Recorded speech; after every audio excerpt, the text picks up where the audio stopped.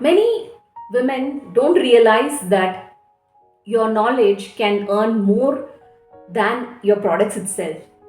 Yes, your experience can create your monthly passive income. We keep thinking only income only from products, the physical products or stocks or parcels. But what happens when goes down, when life gets very busy and your income completely stops?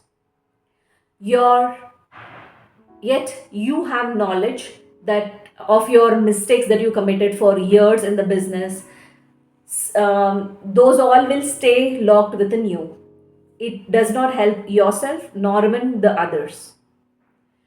So what if you turn this experience into a digital income through making some mini courses or creating masterclasses, PDFs or ebooks, or even conducting paid workshops?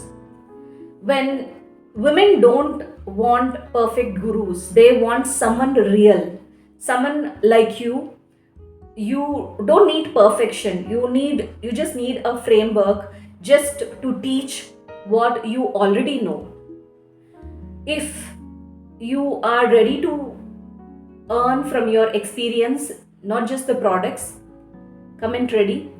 And I am creating a step-by-step guide for to help women to turn their knowledge into digital products, because your wisdom shouldn't die with you, it should work for you.